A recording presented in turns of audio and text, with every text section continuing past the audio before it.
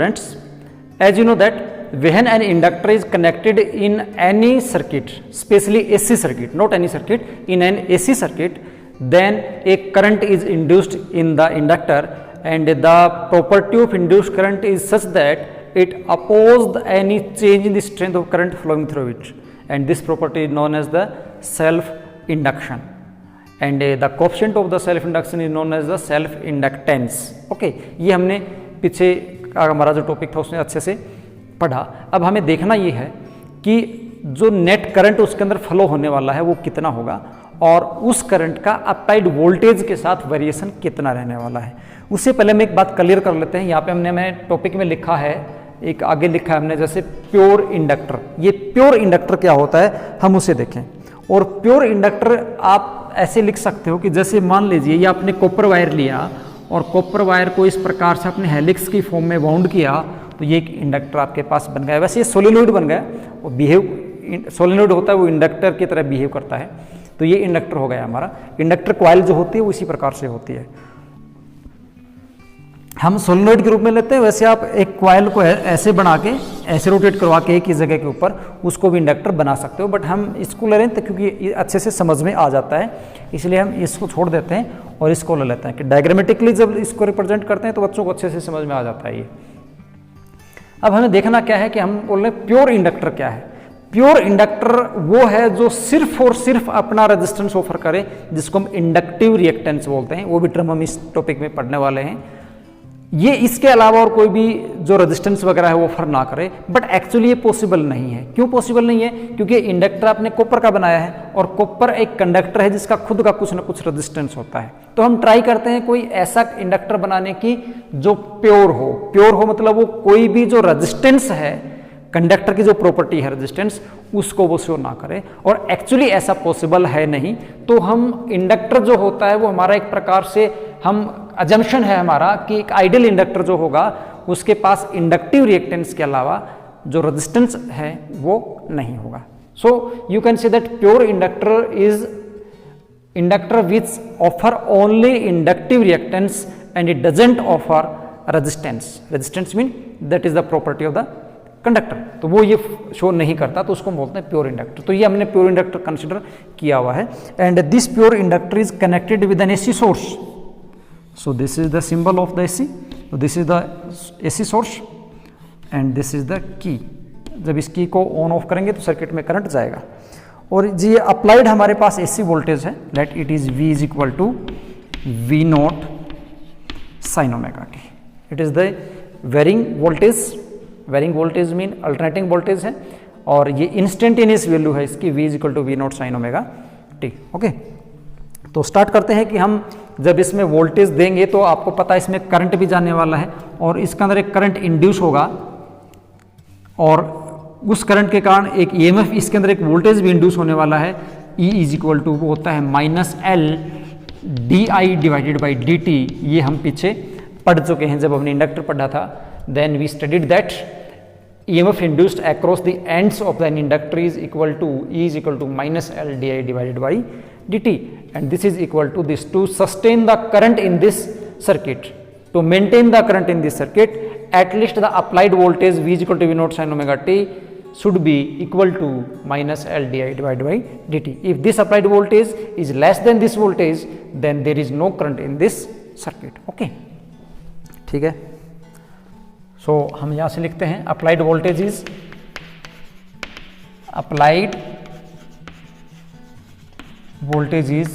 V is equal to V not sine omega t, और voltage induced across the inductor is voltage induced across the inductor is -L di divided by dt। Voltage mean potential difference. Okay, यहाँ पे जो voltage लिख रहा हूँ मैं, ये किसको रिप्रेजेंट कर रहा है? पोटेंशियल डिफरेंस को रिप्रेजेंट कर रहा है, ईएमएफ को रिप्रेजेंट कर रहा है। -L di by dt। According to loop rule, you can apply here loop rule. This is V is equal to V naught sin omega t. Here induced EMF is -L di by dt, and what loop rule say that in any close circuit the total change in the voltage और EMF is equal to 0। तो यहाँ से आप पहले ये voltage लेंगे फिर ये लेंगे और इनको इस प्रकार से एक लूप में जब हम कनेक्ट करेंगे तो टोटल चेंज कितना आना चाहिए 0। हम यहाँ से कर सकते हैं according to loop rule V plus E is equal to 0। ये जो अप्लाइड वोल्टेज है ये और इसके अंदर जो EMF है ये टोटल किसके बराबर होना चाहिए 0 के बराबर होना चाहिए। वैल्यूज पुट कर देते हैं।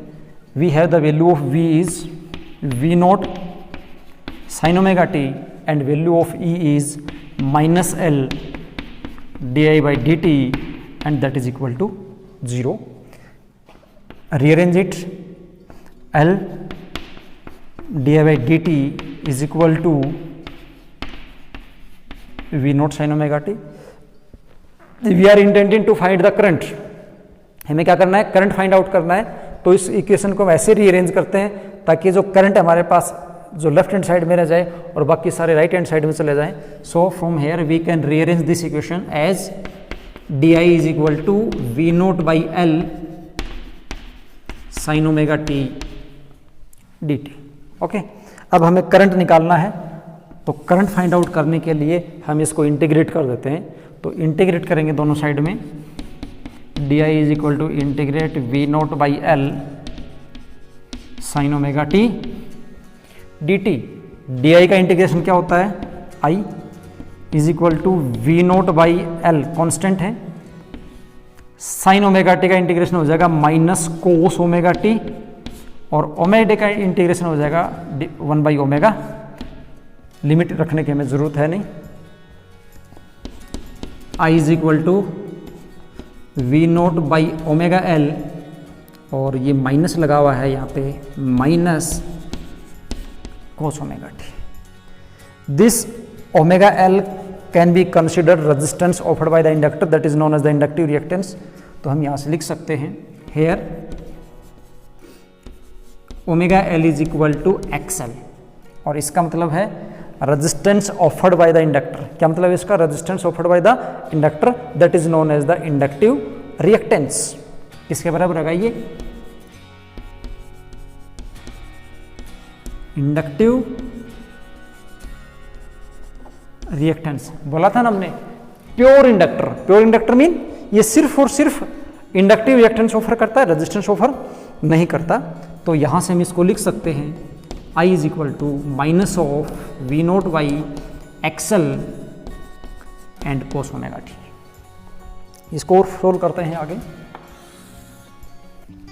I is equal to minus voltage by current, voltage by resistance. Ohm's law से क्या हो जाता है करंट हो जाता है।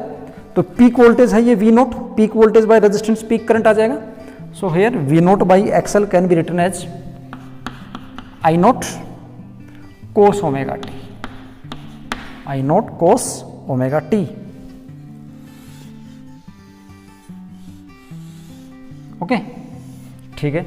अब देखिए applied voltage was v note sine omega t. क्या था साइन का फंक्शन था। करंट किस में आया कोस में आया।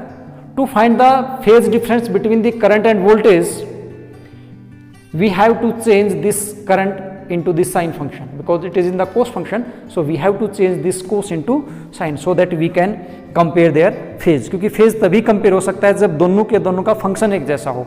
अगर ये साइन फंक्शन है तो ये भी साइन होना चाहिए, अगर ये कोस फंक्शन है तो ये भी कोस। अप्लाइड वोल्टेज हम साइन में ले रहे हैं तो रिजल्ट हमारा किस में आना चाहिए ये साइन में ही आना चाहिए। आ किस में गया कोस में, साइन में बदल सकते हैं। कैसे देखिए i is equal to minus i naught and cos omega t can be written as sine 90 minus theta is equal to cos theta. Formula लगा सकते हैं। So cos omega t can be written as sine pi by 2 minus omega t sine 90 minus theta that is equal to cos theta.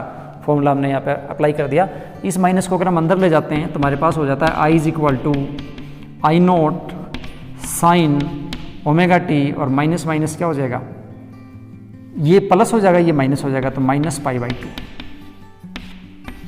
अब देखिए अब जो phase है दोनों का वो कंपेयर हो सकता है क्योंकि करंट भी किस में आ गया, साइन फंक्शन में है, वोल्टेज भी किस में है, साइन फंक्शन में है। Here the phase of the voltage is omega T, यहाँ पे फेज कितना है ओमेगा टी, और यहाँ पे फेज कितना है omega T minus pi by two. It mean it lag behind by the voltage by phase angle pi by two, current lag behind from the voltage by phase angle pi by two. इतना difference ज्यादा है ना, तो यहाँ पे क्या कर देंगे, phase difference between I and V is pi by two. Phase difference कितना है, pi by two, and from here we find that current Leeds, current lag behind, पीछे चलता है ना पाई बाई टू, तो हम क्या बोल देंगे, V leads I by phase angle pi by two, और जो वोल्टेज है वो करंट से pi by two phase angle आगे चलता है। अब इसका हम फेजर वेरिएशन करने वाले हैं, यहां बना देंगे फेजर डायग्राम दोनों का, करंट का और वोल्टेज का, करंट का और वोल्टेज का फेजर निकालने वाले हैं। देखिए कैसे बनेगा।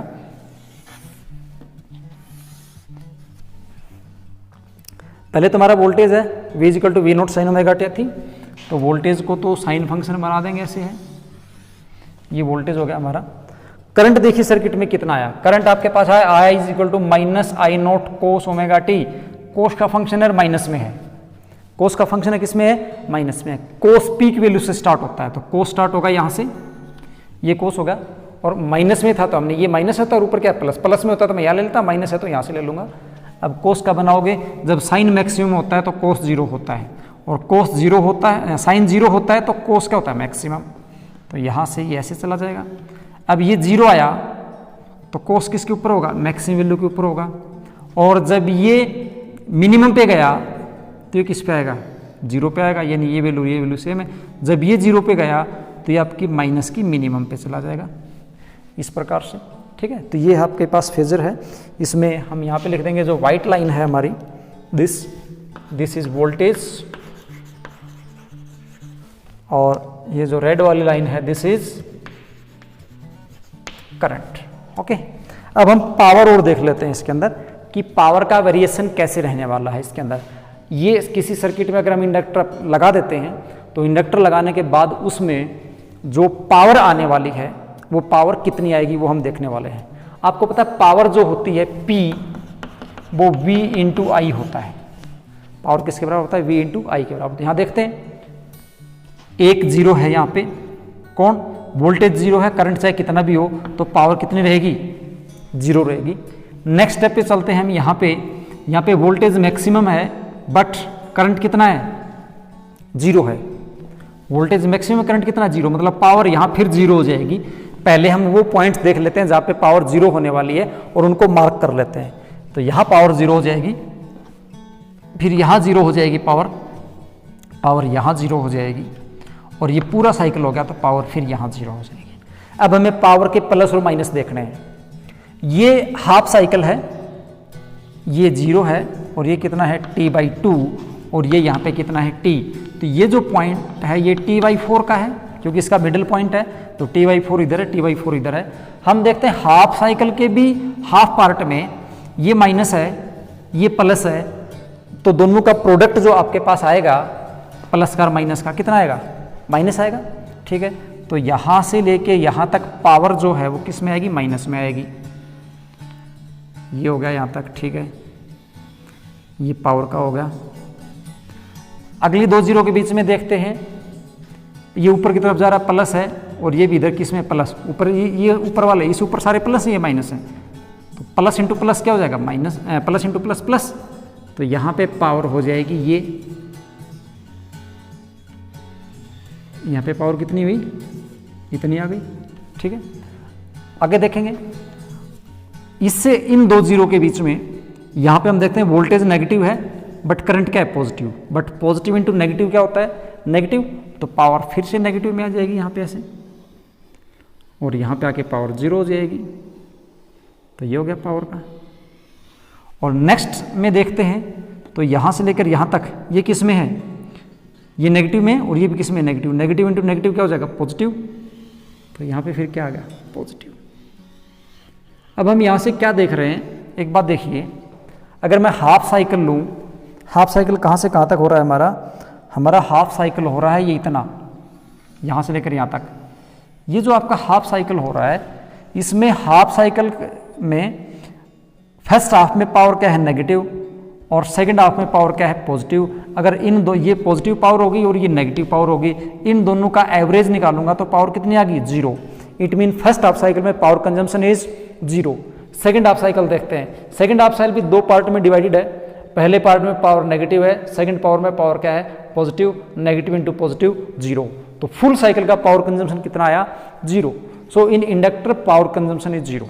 फुल साइकिल का पावर कंजम्पशन इंडक्टर का ऑलवेज क्या होता है, 0 होता है। इसको हम एक डेरिवेशन से भी प्रूव करने वाले हैं, जो हम अपनी नेक्स्ट क्लास में करेंगे, कि power consumption in a pure inductive circuit is 0। Prove करके दिखाओ, हम प्रूव करेंगे मैथमेटिकली डेरिवेशन करके।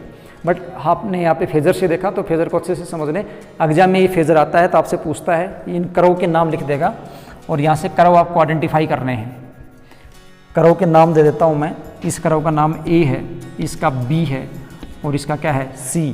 कर्व ABC के नाम लिखो तो आप ये देखोगे कि जो यहाँ से लेकर हाफ साइकिल है, यहाँ से लेकर क्या है, हाफ साइकिल, और एक हाफ साइकिल में जो 2 बार ओसिलेट कर जाए वो पावर है, या फिर जिसका पीक मैक्सिमम है वो कौन है, पावर है।